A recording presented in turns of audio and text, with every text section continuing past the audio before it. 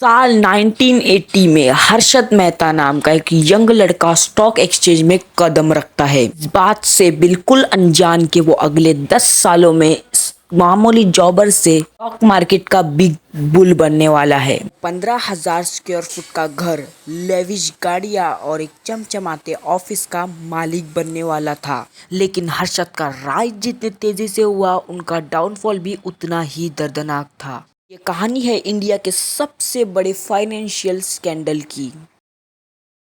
साल 1973, शहर रायपुर। 18 साल का हर्षद अपनी लाइफ से हताश हो चुका था। फादर का बिजनेस और हेल्थ दोनों ही कोलैप्स होते जा रहे थे। हर्षद इस सिचुएशन को बदलना चाहता था, लेकिन अपनी किस्मत को आजमाने के लिए वो एक ऐसे शहर के लिए निकल पड़ा। उसकी जिंदगी बदलने वाला था। सपनों का शहर मुंबई में लाला लाजपत राय कॉलेज में एडमिशन मिल गया और साथ में ही वो छोटे मोटे काम करने लगे। उन्होंने प्लास्टिक स्क्रैप को कलेक्ट करके बेचने से शुरुआत की। इवन सीमेंट की ट्रेडिंग की। बार तो उन्होंने पैसे बचाने के लिए मटेरियल खुद कैरी करके ट्रेवल किया। कुछ सालों में हर्षद की पूरी फैमिली भी रायपुर से मुंबई शिफ्ट हो गई। 1977 में कॉलेज खत्म होने के बाद हर्षद ने न्यू इंडिया एश्योरेंस कंपनी रुपए सैलरी में क्लर्क की जॉब ले ली और उनके भाई अश्विन मेहता आईसीआईसीआई में जॉब करने लगे। जॉब के साथ भी दोनों साइड बिजनेसेस करते थे, लेकिन अगले 2 सालों में कई बिजनेस ट्राई करने के बाद भी वो एक बड़ा बिजनेस नहीं बना पाए। इसलिए एक दिन वो दोनों ने सोचा कि अब वो स्टॉक मार्केट में अपनी किस्मत आजमाएंगे। उस समय बीएससी में एक ट्रेडिंग रिंग होती थी जहां ट्रेड को मैनुअली खरीदा बेचा जा सकता था, कि उस समय इलेक्ट्रॉनिक ट्रेडिंग इंट्रोड्यूस नहीं हुई थी। इस ट्रेडिंग रिंग में केवल जॉबर्स और ब्रोकर्स को जाना अलाउड था। एक जॉबर्स का काम था अपने क्लाइंट्स के बिहेव पर शेयर को बेचना और खरीदना। हर्षद ने ट्रेडिंग होते हुए देख के ठान लिया कि वो खुद भी एक दिन इस रिंग में जाके ट्रेडिंग करेंगे, लेकिन इसके लिए उन्हें जॉबर बनना जरूरी था। उन्होंने बी अम्बालाल ब्रोकर्स के पास जाके जॉब की काफी रिक्वेस्ट के बाद उन्हें जॉब मिल भी गई, लेकिन एक जॉबर की तरह उनका पहला दिन बहुत खराब था। उन्हें 2,000 का लॉस हो गया था, लेकिन दुखी होने की जगह उन्होंने इस लॉस से सीख ली। अगले कुछ महीनों में उन्होंने अपने स्किल्स पे बहुत काम किया। बहुत जल्द मार्केट के स्किलफुल जॉबर में से एक बन गए। हर्षद को समझ आया कि ज्यादा पैसे कमाने के लिए उन्हें कंपनीज की इंटरनल इंफॉर्मेशन चाहिए होंगी, वो भी दूसरों से ज्यादा और दूसरों से पहले। उन्हें ऐसे लोगों से कनेक्शन बिल्ड करना चालू करा जो उन्हें अंदर की इंफॉर्मेशन दे सके। फॉर एग्जाम्पल, उन्होंने लेबर यूनियंस के बिल्ड सेक्शन बनाना स्टार्ट किया ताकि उन्हें कंपनी के डेली प्रोडक्शन का डेटा मिल सके। प्रोडक्शन इंक्रीज होने पर वो उस कंपनी के शेयर खरीद के रख सकते थे। डिक्रीज होने पर या लेबर स्ट्राइक के सिचुएशन में वो उस शेयर को बेच सकते थे। इस तरह के इनसाइडर इंफॉर्मेशन पे ट्रेड करने को इनसाइडर ट्रेडिंग कहा जाता है और आज ये इलीगल है, लेकिन उस समय लीगल थी। हर्षद एक जॉबर के तौर पे ना कि दूसरों पे ट्रेड करते थे, बल्कि अपना खुद का पैसा भी मार्केट में लगाने लगे। 1982 तक इनसाइडर ट्रेडिंग के बेस पे उन्होंने काफी ज्यादा पैसे कमा लिए थे, एक बड़े घर में शिफ्ट हो गए थे। लेकिन अब वो इनसाइडर ट्रेडिंग के अलावा एक और टेक्निक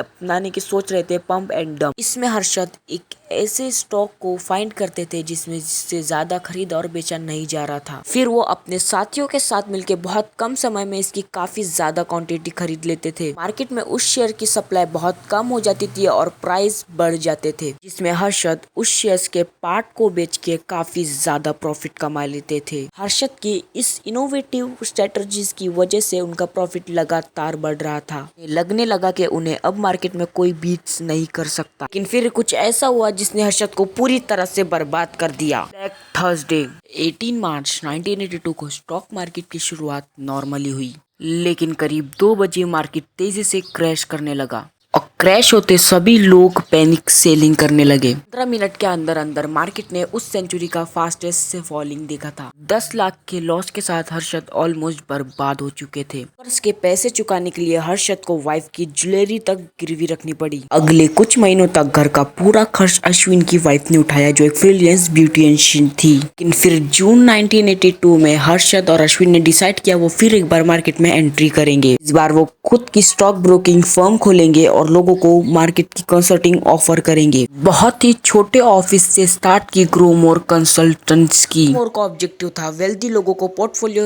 सर्विस प्रोवाइड करना। बेसिकली उनका सरप्लस मनी मार्केट में इन्वेस्ट करके उनको हाई रिटर्न दिलवाना। अश्विन के फादर इन लॉ से उन्हें 4 लाख रुपए मिले और एक सीए से 1 लाख। इसी तरह ग्रो मोर कंसल्टेंट का बिजनेस चालू हो गया। अर्शद ने देखा मार्केट में टी लीव्स के बीच 3-4 रुपए पर केजी बढ़ गए थे। मतलब टी लीव्स बेचने वाली कंपनी को नॉर्मल से ज्यादा प्रॉफिट होने वाला था। अगर इसके बाद भी मार्केट में टी कंपनीज के शेयर अंडर वैल्यूड थे। इसलिए अर्शद ने अपने क्लाइंट्स के लिए मैक्लेरन, Russell, Tata T and Harrison and मैक्लेरन जैसे शेयर्स को हेवीली बाय करना स्टार्ट कर दिए। साल भर में इन शेयर्स के प्राइसेस तेजी से बढ़ने लगे, जिसमें हर्षद और ग्रोमोर से क्लाइंट ने बहुत पैसे बनाए। अपने हाई रिटर्न्स के चलते ग्रोमोर का नाम चारों ओर फैल गया। लोग ग्रोमोर की स्कीम्स में पैसा लगाने के लिए लाइन में खड़े रहने लगे। इसी तरह 1985 तक हर्षद स्टॉक मार्केट के जादूगर बन चुके थे। लेकिन उनकी ये सक्सेस को देख के मार्केट का एक पुराना दिग्गज खुश नहीं था, और वो दिग्गज था मनु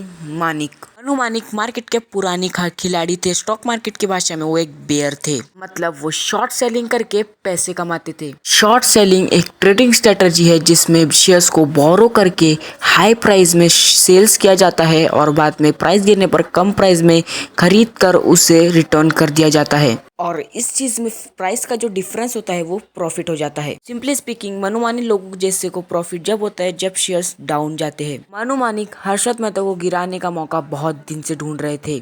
उन्हें वो मौका मिला 1986 में। फाइनेंस मिनिस्टर वीपी सिंह ने बजट अनाउंसमेंट में कुछ ऐसे डिसीजन लिए जिसे बिजनेसेस के लिए अच्छा नहीं माना गया, और अल्टीमेटली स्टॉक मार्केट गिरने लगा। और हर्षद ने स्पिक नाम के शेयर काफी हैवी क्वांटिटी में खरीद रखे थे और अब उसका प्राइस भी गिर रहा था। अपॉर्चुनिटी को देखते हुए मनु मानिक और उनके बेयर गैंग ने में शॉर्ट सेलिंग की और उसके प्राइस को काफी ज्यादा गिरा दिया। हर्षद ने बीएसई से मार्जिन लेके बेसिकली लोन लेके पैसे लगाए थे, और बेयर गैंग ने रूमर्स फैला दिए कि हर्षद को 1 करोड़ से ज्यादा का लॉस हो गया है और अब वो स्टॉक मार्केट के ड्यूज नहीं चुका पाएगा। बेसिकली मार्केट में ये रूमर्स फैल गई हर्षद और ग्रोमोर बैंकरप्ट होने वाले हैं, लेकिन रियलिटी में हर्षद के पास लौटाने के लिए सफिशिएंट पैसे थे। अपनी और ग्रोमोर की रेपुटेशन बचाने के लिए हर्षद को जल्दी कुछ करना था। यूएस लौटाने के लिए 14 डेज का समय मिलता था, लेकिन हर्षद ने सोचा रूमर्स को काउंट करने का सबसे बेहतर तरीका था टाइम से पहले पैसे देना। इसलिए उन्होंने 14 डेज एडवांस में ही सारी पेमेंट्स क्लियर कर दी। चाय की टपरी से लेकर ट्रेडिंग रिंग तक हर जगह अपनी एडवांस पेमेंट की खबर फैला दी। इससे उनकी रेपुटेशन और भी ज्यादा बढ़ गई। बेयर्स शॉक्ड रह गए। इंसिडेंट में हर्षद को 1.5 करोड़ के लॉसेस हुए, जो उनके लिए एक सिग्निफिकेंट सेटबैक था, लेकिन उन्होंने जल्द ही बाउंस बैक किया। ग्रोमोर ने छोटे इन्वेस्टर्स के साथ साथ इंस्टीट्यूशनल इन्वेस्टर के साथ भी काम करना शुरू किया और जल्दी वो इंडिया के इंस्टीट्यूशनल ब्रोकर में से एक बन गए। लेकिन हर्षद के मन में एक बात खटक रही थी। वो जिंदगी भर ब्रोकर बन के दूसरों का पैसा मार्केट में नहीं लगाना चाहते थे। वो अब खुद एक बहुत बड़े इन्वेस्टर बनना चाहते थे। वो चाहते थे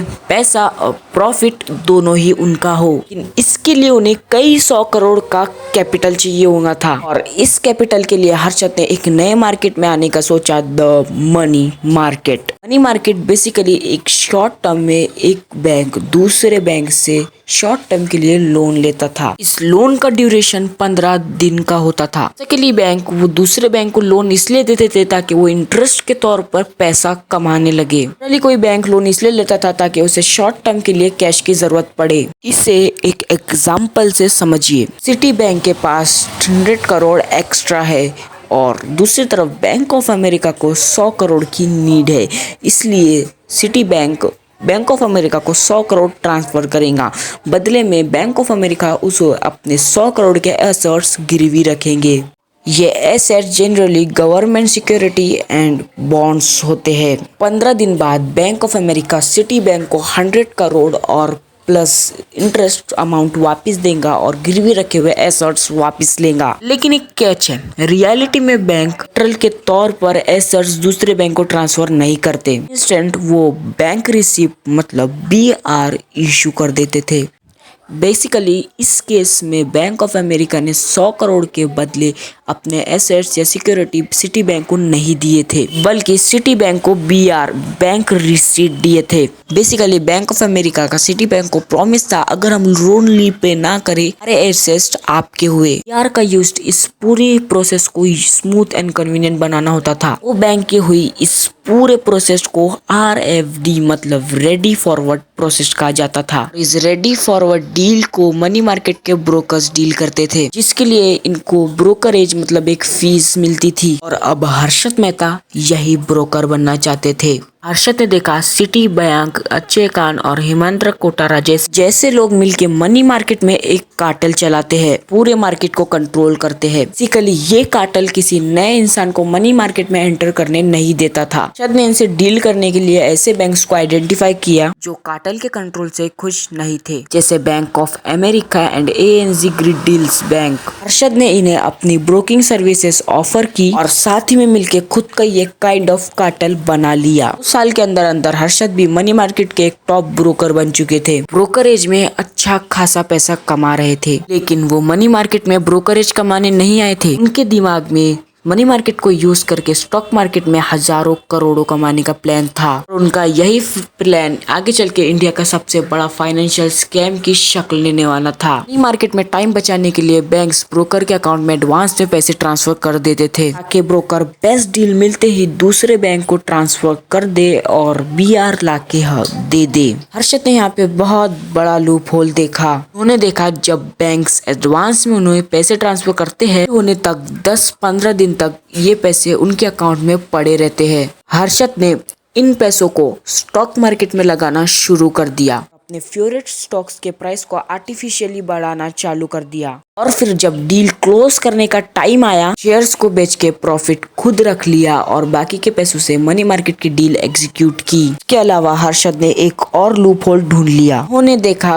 लोन के बदले बैंक जो BR देता था उसे कोई वेरीफाई नहीं करता था। चीज चेक नहीं होती थी जितनी सिक्योरिटी के अगेंस्ट BR इश्यू की गई है, सच में BR इश्यू करने वाली बैंक के पास वो सिक्योरिटी सच में है भी या नहीं। इसे देखते हुए हर्षद ने छोटे बैंक जैसे बैंक ऑफ करत को ब्राइट दे के उनसे फेक BR बनाना स्टार्ट कर दिया। इस केस में हर्षद एक बैंक से लोन का पैसा लेके सीधा स्टॉक मार्केट में डाल देते थे।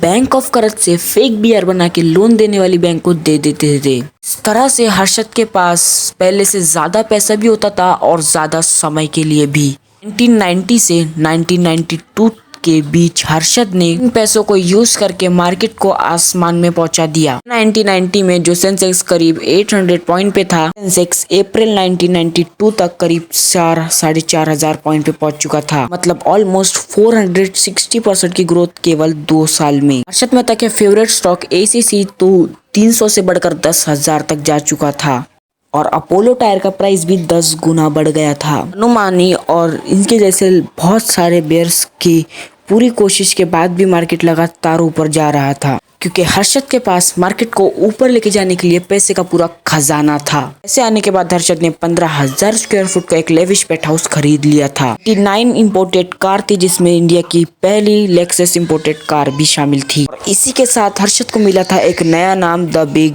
बुल। लेकिन ये पैसा, फेम, सक्सेस हर्षद के सर पे चढ़ते जा रहे थे। वो अपने आप को भगवान मानने लगे थे। इतनी सक्सेस के बाद भी वो रुकना नहीं चाहते थे, लेकिन डेस्टिनी ने उनके लिए कुछ और ही प्लान बना रखे थे। बहुत जल्द उनका एक दर्दनाक डाउनफॉल होने वाला था। 1991 में RBI को ये टिप मिल चुकी थी कि BR का मिसयूज हो रहा है। ये उन्होंने कुछ बैंक्स के अगेंस्ट इंक्वायरी ऑर्डर की और साथ ही सभी बैंक के साथ BR से रिलेटेड स्ट्रिक्ट गाइडलाइंस यूज कर दी। फेक BR का यूज करके मनी मार्केट में ऑपरेट करना बहुत मुश्किल हो चुका था। इसके बाद भी हर्षद ने दिसंबर 1991 में SBI से 500 करोड़ का लोन ले लिया। हर बार की तरह उन्होंने इस पैसे को शेयर मार्केट में शेयर को पंप करने के लिए लगा दिया, लेकिन इस बार वो दूसरी बैंक से फेक BR लाके SBI को नहीं दे पा रहे थे। इस बार उन्होंने SBI के एक एम्प्लॉय R सीतारामन को ड्राइव किया और उसे SBI के रिकॉर्ड्स को मैनिपुलेट करने के लिए कहा कि सीनियर ऑफिसर्स को इस 500 करोड़ के गैप के बारे में पता ना चले। लेकिन इस बात के बाद भी SBI के ऑफिशियल को अप्रैल 1992 में SBI के रिकॉर्ड में 500 करोड़ के गैप के बारे में पता चल गया। SBI ने हर्षद को कंसल्ट किया और उसे पैसे वापस करने के लिए प्रेशर दिया।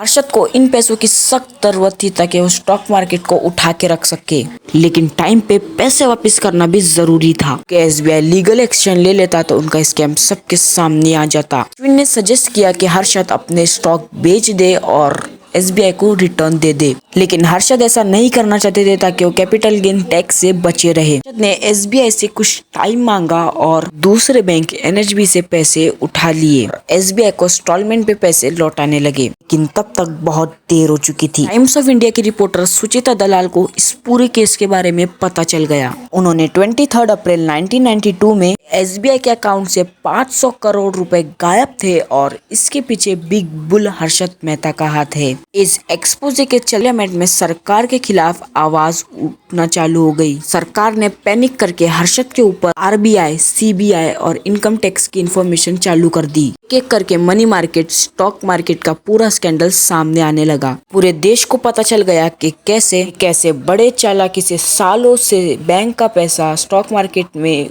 बड़े चालाकी से आर्टिफिशियली इन्फ्लुएंस किया गया। स्टॉक मार्केट में भी पैनिक फैल गया। हर्षद मेहता के स्टॉक्स का हाल सबसे ज्यादा बुरा हुआ और रिटेल इन्वेस्टर के भी लाखों करोड़ों डूब गए। बैंक ऑफ करद और मैक्रो कोऑपरेटिव बैंक को भी सीज कर दिया गया, जिससे करण ने फेक बीआर बनाए थे। जब पूरे नंबर का साइज असिस्ट किया गया वो पूरे 4000 करोड़ का स्कैम था। जून 1992 को हर्षद मेहता और अश्विन मेहता को अरेस्ट कर लिया गया। के एसेट्स जैसे घर, बैंक अकाउंट और कार को भी सीज कर लिया गया। सालों तक ये लीगल बैटल चली। दौरान वो लंबे समय तक जेल के बाहर भी रहे, लेकिन दिसंबर 2001 पुलिस कस्टडी में 47 की एज में उन्होंने अपनी आखिरी सांसें ली। के जाने के सालों बाद भी आज भी उनकी स्टोरी बहुत कंट्रोवर्शियल है। एंड आई होप आपको ये डिटेल की स्टडी बहुत पसंद आई होगी। Like, share and subscribe and मिलते हैं किसी नए वीडियो, किसी नए टॉपिक के साथ। तब तक के लिए माइंडसेट अपग्रेड करो और आगे बढ़ो।